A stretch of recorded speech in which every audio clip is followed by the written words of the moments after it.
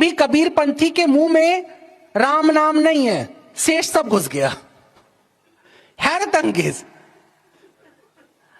नाम लिया कबीर का, पथ पकड़ा कबीर का, और कबीर के ही अवलंबन को छोड़ दिया। उसके राम, उल्टा राम को जितनी गाली सुननी है तुम सब कबीर पंथियों के मुंह से सुन लो। मतलब राम अगर न मिटेंगे तो कबीर स्टैंड नहीं कर पाएंगे। क्या सुंदर है कबीर में, मुझे बताओ। राजमणि ने कबीर का पढ़ा, क्या सुंदर है। वही पाखंड। अरे भाई 700 साल पहले पाखंड पकड़ना बड़ा मुश्किल था, आप नहीं पकड़ सकते थे। आज के समय में कबीर कुछ ना होते, जो लहगी में कुछ गीत गाने वाले एक फ्लॉप से यूट्यूब के स्टार होते। एक भी मैं इस वक्त बोल रहा हूं, सैकड़ों लोग सुन भी रहे हैं, एक भी दोहा मुझे आप कबीर का सुना दीजिए जो उसकी मौलिक विद्वता, मौलिक ज्ञान से निकलता हो। सिवाय भाषांतर के कबीर के पास कुछ नहीं है। कबीर की सारा कंट्रीब्यूशन यह है कि जो उपनिषदों में छुपा था, जो सूफियों में छुपा था, जो कुरान में, बाइबल में छुपा था, जो भी कुछ कबीर के हाथ लगा, कबीर ने उसे लोक भाषा में प्रस्तुत किया। कबीर ने उसको सहज कर दिया। कि कबीर में क्या सुंदर है। कबीर साहब स्वयं सत्यम शिवम और सुंदरम है। कबीर साहब की महिमा इतनी है, इतनी गरिमा है उनकी वाणियों की और उनके बोल की, जो उन्होंने सत्य दिया है, लोगों के दिल में उतारा है, वो कभी नहीं निकल सकता है। तभी तो आप या आप जैसे तमाम चैनल गुरु जो टीवी पर आकर के बड़ी बड़ी कथाएं करते हैं, उनकी कथा कबीर साहब की वाणी दोहे साखी सबद रमैनी को कहे पूरी होती ही नहीं। आप जैसे डरपोक लोग होते हैं वो कबीर का नाम लिए बगैर उनकी वाणी का जिक्र करते हैं, वरना जो समझदार हैं वो कबीर साहब का नाम लेते हैं, उनकी वाणी के आधार पर अपनी कथा को आगे लिए चलते हैं। आप क्या समझ रखे हैं कबीर साहब को? कोई खिलौना है जिसको जो मर्जी आए कभी भी कहीं भी बोल दो? हजारों लोग देख रहे हैं, हमें सुन रहे हैं। आप नीचे है कोई औकात तो कमेंट बॉक्स में लिखिए अपनी बात। और आप गुरु बनने का शौक रखते हो और झूठ पर झूठ बोले जा रहे हो। गुरु और झूठ का कोई रिश्ता ही नहीं है। लगता है आपने कबीर साहब को पढ़ा नहीं ठीक से, या समझा नहीं, या फिर दशरथ नंदन श्री राम में ही अटके हुए हो, जो कबीर साहब को यहाँ पर गाली दे रहे हो। और हद कर दिया आपने गाली देते देते, और पूछ रहे हो कि कबीर साहब की सुंदरता क्या है। दुनिया भर में कबीर साहब की वाणी के आधार पर लोग दुख से, पीड़ा से उबर रहे हैं। तमाम कर्मकांड, ढोंग ढकोसले और पाखंड जिनमें फंसे हुए हैं लोग, जब दलदल में फंस जाते हैं इन कर्मकांड, पाखंड, ढोंग ढकोसले, भ्रम, अंधविश्वास, छू मंतर, जादू मंतर के, तो निकलने के लिए कबीर को पुकारते हैं, कबीर की वाणियों का आधार लेते हैं, कबीर पंथ के गुरुजनों के पास आते हैं, उनके आश्रम, गुरुद्वारे, मठ और मंदिर में आकर सच्चे राम को या सच्चे परमात्मा को और अपने भीतर समाये सुख, शांति और आनंद को जान जाते हैं। और आप तो और दलदल में ढकेल रहे हो। मूर्ति पूजा के नाम पर पाखंड का बड़ा बोलबाला और हो हल्ला मचाए हुए हो। थोड़ी समझदारी रखिए। आपसे हम उम्मीद करते हैं कि अब तक तो आपने कुछ समझा ही होगा, लेकिन आपने जो कबीर साहब पर ब्लेम किया है कि आज यदि कबीर साहब आते तो यूट्यूब पर लहंगा उठाकर नाचने वाले होते, सोचिए आप अपनी माँ बहन बेटियों को कैसे गाली दे रहे हैं। जो उठाकर नाचते हैं उनको बोलिए ना, आप उनको बोलने की तो औकात नहीं है। कहीं बोल दिए तो सलाखों के पीछे ना चले जाओ, आपको डर है। और आप कबीर साहब पर ऐसा लांछन लगा रहे हैं, कबीर साहब ऐसे नाचने वाले हैं। कबीर साहब तो नाचने कूदने गाने वाली भक्ति पर ही कहते हैं कि ये धींगा धींगी भलो न माना। साहब ने कहा है कि ये धींगा मस्ती कोई सच्ची भक्ति नहीं है, जैसे कि आपके चैनल गुरु नचाते रहते हैं लोगों को। आपका कहना है कि आज से 700 बरस पहले पाखंड को पकड़ना बहुत मुश्किल था। कबीर साहब ने सारे पाखंडियों के पाखंड को पकड़ा है। आप जैसे पंडित नामधारी को लताड़ा कबीर साहब ने किस तरीके से पाखंड और दिखावा करते हो, ढोंग ढकोसला करते हो, और लोगों को ठग करके अपनी जेब भरते हो। ये जबरदस्त फटकार लगाया है कबीर साहब ने बीजक में। संतो पाड़े निपुण कसाई, बकरा मारी भैंसा पर धावे, दिल में दर्द न आई, करी स्नान तिलक दो बैठे, विदिशो देव पुजाई, आत्म राम पलक में बिन से। आत्म राम की बात कर रहे हैं, तुम मार डालते हो आत्म राम पलक में बिन से, रुधिर की नदी बहाई। बाहर के राम के लिए भीतर के राम को मार देते हो। अति पुनीत ऊंचे कुल कहिए, सभा माई अधिकाई, इनते दीक्षा सब कोई मांगे, हंसी आवे मोई भाई, पाप कटन को कथा सुनावे, कर्म करावे नीचा। अब क्या इतनी लताड़ कबीर साहब की बीजक पढ़िए तो आंखें खुलेंगी।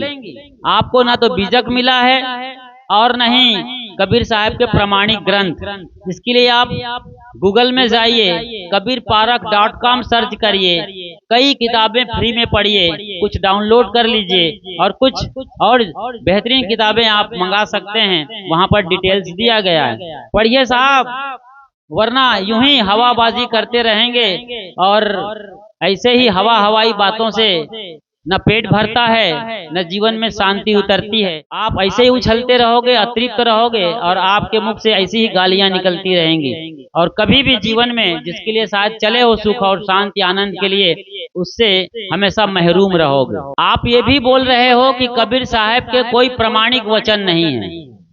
बताइए, आप स्कूल के बच्चों से पूछ लीजिए, स्कूल के सिलेबस में पढ़ते आए हो, भूल गए क्या?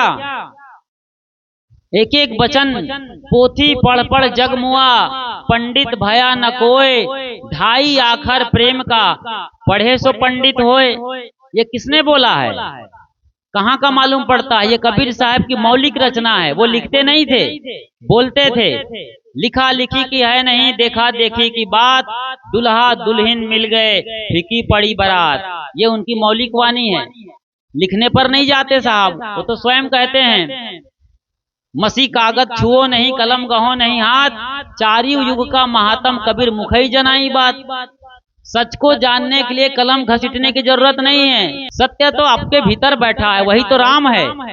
और आप शायद रामायण के राम को पुकार रहे हो ना, इससे बहुत ज्यादा दूर नहीं जाने वाले हैं। लोग तो राम नाम का बैंक, आप जैसे लोगों को मैंने बहुत करीब से देखा है। एक मंदिर में गया था साउथ इंडिया में, स्वामी आनंद मिशन या आनंद आश्रम था नाम उनका। वहां मैंने देखा बूढ़े लोग बड़े बड़े रजिस्टर लेकर के राम राम राम राम राम राम लिख रहे थे और कितनी कापियां, कितने लॉन्ग रजिस्टर भर चुके थे। मैंने पूछा, दादा ऐसा क्यों, दादी ऐसी क्यों? तो हम लोग राम नाम का बैंक खाता खोले हैं, उसी में जमा कर रहे हैं पूंजी। बताइए, राम जो जानने का है भीतर, राम को जीना चाहिए, राम के आदर्शों को जीना है। मर्यादा पुरुषोत्तम कहलाते हैं, वो कहीं नजर नहीं आ रही है। तोता को लगता है कि मैं राम राम रट रहा हूं और बिल्ली आएगी तो बच जाऊंगा। कबीर साहब के प्रमाणिक वाणी पूछते हो, गजब के आदमी हो आप। पूरी दुनिया जानती है, बच्चा बच्चा जान रहा है, इतने सारे बोल हैं, जहां जाओ वहीं पर कबीर वाणी सुनाई पड़ेगी, दिखाई पड़ेगी। गांव में चले जाओ, जो स्कूल कभी नहीं गए हैं, वे बूढ़े बूढ़ी भी कबीर के दोहे साखी दो चार आपको सुना देंगे। और आप यहाँ कबीर साहब की वाणी का प्रमाण मांगने आए हो। गजब के आदमी हो आप। एक दफा मैं जंगल में घूम रहा था मॉर्निंग वॉक में, जब लौट रहा था तो गांव की माँ बहनें बड़ी दूर निकल गई थी, 15-20 किलोमीटर जंगल के अंदर, और लकड़ी का गट्ठर बांध के ला रही थी, पेड़ों पर टिका करके सुस्ता रही थी। मैंने पूछा कि कैसे हैं आप? कहे, मस्त हैं साहब, कुछ लेना न देना मगन रहना। ये भजन किसका है? कबीर साहब के भजन है ये, कुछ लेना देना मगन रहना, और वो गा रही हैं। ऐसे हजारों भजन है जो आज देश और दुनिया में लोगों को जीवन दान दे रहे हैं। कबीर साहब नहीं है शरीर से, लेकिन उनका वचन, उनके आशीर्वाद आज भी घर घर बरस रहे हैं। और आप प्रमाण मांग रहे हो। 700 साल पहले पाखंड पकड़ना मुश्किल है, ये बोल रहे हैं ये आदमी। बताइए, इतनी भी इनकी अकल मारी गई है। आज तो ज्यादा पाखंडवाद बढ़ गया है, कौन पकड़ पा रहा है? रोज रोज घटनाएं पाखंड की निकल निकल के आ रही हैं। न सुप्रीम कोर्ट कुछ बोल पा रहा है, ना हाई कोर्ट इसके तरफ रुख लेता है, ना सरकार कभी पूछती है। पूरा तो पाखंडवाद का बाजार गर्म है। अभी देख लीजिए कांवड़ यात्रा, जिन बच्चों को स्कूल जाना चाहिए, कॉलेज जाना चाहिए, आईएएस पीसीएस और बड़ी बड़ी रैंक की एग्जाम क्रॉस करने चाहिए, वो कांवड़ उठा के गए हैं। शुभांशु शुक्ला से पूछ लीजिए, यदि आपके पास नंबर हो तो, क्या वो कांवड़ लेकर अंतरिक्ष यात्रा करके आए हैं? 18 दिन तक घूम रहे थे वे, अंतरिक्ष मिशन पर थे, आईएसएस पर थे, इंटरनेशनल स्पेस रिसर्च सेंटर पर वो थे। सोचिए जरा, वहां पर गेहूं के दाने और मेथी दाने जैसे कई प्रयोग कर रहे थे उगाने के, और गुरुत्वाकर्षण पर काम कर रहे थे। भारत ने उनको भेजा था। 584 करोड़ रुपए अकेले शुभांशु शुक्ला पर लगा दिए, ताकि हम 2027 के साल में गगनयान भेज सकें और मानव को उतार सके चंदा पर, जो पहले अमेरिका वगैरह ने कर चुका है। और हम आज भी देख रहे हैं, इतने बड़े विश्व गुरु होने के बावजूद हमारी औकात छोटी मालूम पड़ रही है, और आप उस औकात को और छोटा कर रहे हो। पाखंड आज ज्यादा बढ़ा हुआ है, हर जगह बोलबाला है। वो मेरठ का चोटी कटवा कांड आपने देख लिया है, वो पंडिताइन का मुताइन कांड सब जानते हो, को बताने की जरूरत नहीं है। ऐसे कितने सारे कांड इस देश में चल रहे हैं, आप उस पर आप कुछ नहीं बोलेंगे, क्योंकि उसी पर जिंदा हैं, उन्हीं लोगों पर और उन्हीं लोगों की आंखों पर धूल झोंक कर आप अपनी जेब भर रहे हैं, इसलिए कुछ बोल तो पाएंगे नहीं। पाखंड में तो आप खुद डूबे हुए हो और बता रहे हो कबीर पाखंड को बढ़ावा देते हैं, कबीर पंथी पाखंडी हैं। कैसे आदमी हो जी? कबीर साहब को आज तक किसी आदमी ने पाखंडी नहीं बोला है, आपकी जुर्रत कैसे हो गई? बड़े से बड़े जो साहित्यकार हुए हैं, हजारी प्रसाद द्विवेदी जैसे, इन्होंने कबीर साहब को वाणी का डिक्टेटर कहा है। वाणी भाषा जिनके कदमों पर लौटती है, कि जिस तरफ चाहे उस तरफ वाणी और भाषा की दिशा मोड़ सकते हैं, इनकी आज्ञा की गुलाम है भाषा।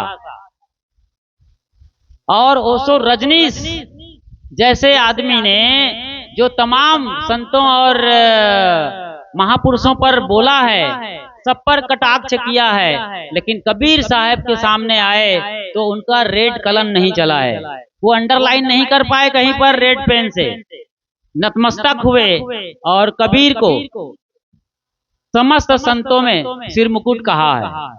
और आप तो एक हिस्से को भी नहीं जानते हो और कबीर पर उंगली उठा रहे हो। विचार करके, सोच करके, समझ करके न बोलना चाहिए। पाखंड पकड़िए आप, जिम्मेदारी आपको मैं दे रहा हूं। जिस पाखंड से लिपटे वहां से बाहर निकलिए और अपने आसपास और अपने संप्रदाय में निहित तमाम पाखंडों की धज्जियां उड़ाइए। अपने भीतर सोए कबीर को जगाइए, कबीरत्व को जगाइए, स्वयं कबीर का रूप लेकर आइए। क्या कोई झिंगूर जैसे बने हो, लटकन झटकन में, और वही औरतों जैसा ड्रेस पहनना, कभी साड़ी, कभी ये, कभी वो, क्या तमाशा बना रखे हो अपने को? क्या सखी संप्रदाय से हो आप?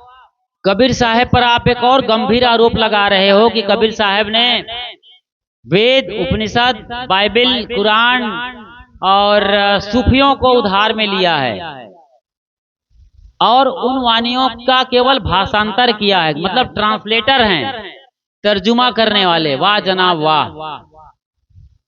कबीर साहब की गुलाम भाषा है। अभी मैंने बताया हजारी प्रसाद द्विवेदी की बात, वो कहते हैं कबीर साहब वाणी के डिक्टेटर हैं, तानाशाह हैं, जैसा चाहते हैं वैसे नचा देते हैं। इतने बड़े जानकार, महान व्याकरणविद और महान भाषाविद कबीर साहब के मुकाबले का जल्दी मिलेगा नहीं कोई संत वेश में। और इतने बड़े आत्मज्ञानी को आप बता रहे हो जो मानवतावादी है, समाज सुधारक है, व्यंग्यकार हैं, जो जिधर देखते हैं उसे अपना सिरमौर बनाते हैं, उन्हें अपना सरताज बनाते हैं, उन्हें गुरु स्वीकार लेते हैं जो जहां है। और आप इतने बड़े धर्म के रास्ते पर व्यासपीठ जैसी गद्दी पर बैठकर बचकानी बात, बच्चों के जैसे भी या उनसे भी गई बीती बात कर रहे हैं, भाषांतर करते मालूम पड़ते हैं। उनकी अपनी मौलिक खोज है। इसी से पता चल गया होगा आपको कि कबीर के राम कौन है, जो भीतर समाया हुआ है, और आप तो बाहर राम में दौड़ लगा रहे हो। और उनके नाम पर सारे पाखंड आपके पंडितों और तथाकथित धर्म के ठेकेदारों ने चला रखा है। उस पर कभी आप न बोलेंगे न उंगली उठाएंगे। जितने भी मत मजहब और परंपरा के लोग हैं, अनुयायियों की बात नहीं कर रहा हूं, केवल उनके गुरुओं की, उनकी आकाओं की, उनके धर्म रक्षकों की बात कर रहा हूं, जो आपके तथाकथित गुरु लोग हैं, वो सब कबीर को पढ़ते हैं। बिना कबीर को पढ़े उनकी दाल नहीं गलती, उनकी बात पूरी नहीं होती है। इतने बड़े कबीर साहब हैं जिनको दुनिया जान रही है, उन पर सर्च रिसर्च और पीएचडी कर रहे हैं। अनपढ़ कहे जाते हैं कबीर साहब। कभी मदरसे में, कभी स्कूल में गए भी ना हो, ना भी गए हो, क्या फर्क पड़ता है जब वो इतने आत्मज्ञानी हैं। सुनते थे, समझते थे, बैठकें होती थी, कबीर के पास लोग आते थे, बड़े बड़े मुल्ला मौलवी, पोप, पादरी, पंडित, पुरोहित, सबकी बातें साहब सुना करते थे। और इतने तीव्र बुद्धि के, कुशाग्र और प्रगल्भ बुद्धि के थे, एक दफा सुनते थे और उनके दिल में बात बैठ जाती थी। ऐसे ही सारे धर्म ग्रंथों को उन्होंने पढ़ लिया और जहां भी गलत दिखा सब पर कटाक्ष किया। और आज उनके कटाक्ष, उनकी बात को कोई इंकार नहीं कर सकता है, कोई रेड कलम नहीं चला पाया है। कोई है तो प्रमाण दीजिए आपके पास, दूसरी वीडियो लेकर आइए और इस वीडियो के अगेंस्ट बोलिए या अपनी बात पेश करिए, सफाई दीजिए। थोड़ी बहुत समझ बची है तो, या कबीर पर बोलिए, आप 1 घंटा बोल के बताइए कबीर की वाणियों पर कि कबीर गलत हैं। फिर भी हम आपकी तारीफ करते हैं कि आप एक धर्म जगत से जुड़ी हुई हस्ती मालूम पड़ रहे हैं। दूसरी तरफ आप कबीर के सहजता के मुरीद हैं, ये बड़ी बात मालूम पड़ रही है। भले ही आप भीतर से कबीर के विरोधी में हो मालूम, लेकिन उनकी सहजता के कायल मालूम पड़ रहे हैं। उनकी जो लोक भाषा में धर्म और अध्यात्म के गुण को रखने की बात को आप समझ रहे हो, यही आपके अंदर कबीर को जीवित बचा के रखा है। यही आपको सर्वोच्च और समग्र कबीर को समझने की दिशा में ये चिंगारी बनेगी। अपनी 16 आग भड़काइए और कबीर की आग में आइए। कबीर खड़ा बाजार में, लिया लुआठा हाथ, जो घर फूंके अपना चले हमारे साथ। ये उनकी मौलिक रचना नहीं है। ऐसे वचन कहाँ लिखे हैं वेद और उपनिषद में? खोजिए जरा। वेद के लिए साहब कहते हैं, आधी साखी कबीर की, 4 वेद का जीव। कबीर की जो आधी साखी है, साखी मतलब 2 पंक्तियों का जो दोहा गोस्वामी जी बोलते हैं आपके, उसको साखी बोल गए साहब पहले। उनकी आधी साखी, ये केवल 1 लाइन ही 4 वेद का जीव बता देता है। और वेद पुराण और जितने भी ढोंग ढकोसले हैं, यदि आप बीजक पढ़ेंगे और उन पर सदगुरु अभिलाष साहब की 2 खंडों की व्याख्या, तब पता चलेगा कि कितनी धुलाई करी है कबीर साहब ने और पाखंड की हड्डी तोड़ के रख दिया है। ढोंग ढकेसले को मार मार के देश से भगाया है। अकेले लड़ते रहे, संघर्ष करते रहे। इतने बड़े युगांतरकारी, क्रांतिकारी कबीर साहब पर आप ऐसी बानी बोलते हैं, शर्म आनी चाहिए आपको। चुल्लू भर पानी में डूब मरना चाहिए जब आप कबीर साहब को कहते हो कि नाचने वाले होते वो लहंगा उठा करके आज यूट्यूब के। इतने फुहड़ समझ रखे हो आप। शायद ये काम आप करते हो या आपकी टीम ये करती है। देखने से नचनिए गवनिए तो लग ही रहे हो, शकल सूरत भी वैसी है, कपड़े भी वैसे पहनते हो, लगता है यही काम करते हो, तभी आपके अंदर से ये बात निकल के आ रही है। वरना कबीर पर आज तक किसी ने उंगली नहीं उठाई है। जो अपने को दुश्मन समझते हैं कबीर के, वो मुसलमान भी उनके गीत गाते नहीं थकते, उनकी वाणियों को गाते नहीं थकते हैं। बताइए, कांटों के बीच कबीर साहब 120 बरस दिन से, मतलब मेरा मतलब है तलवार, और आज की भाषा में कहूं तो मिसाइल और बम के बीच में सल्तनत थी दिल्ली के अंदर मुसलमानों की। बैठे थे उस वक्त के उनके आका सिकंदर लोदी, 52 कसनी दिए, मतलब मारने के हजारों प्रयास किए, लेकिन बाल न बांका कर सके जो जग बैरी होए। क्यों? सत्य कबीर सत्य है वक्ता, तन मन भज रहो मोरे भक्ता। इतनी बड़ी बात कबीर साहब कह कर गए, जी कर गए हैं, दिखा कर गए हैं। बहुत सारी बातें हैं, दोबारा कोई बात हो तो हमसे पूछिए, हम बताएंगे आपको। फिलहाल इतना ही, लेकिन याद रखिए कबीर के आप बड़े अनुयायी ही नहीं, स्वयं आपके भीतर जो कबीरत्व है उसको जगाकर कबीर हो सकते हो। ये मौका मत चूको आप, और ढोंग पाखंड से बाहर निकलो। आपका भला हो। खूब खूब प्रेम और अनंत साधुवाद।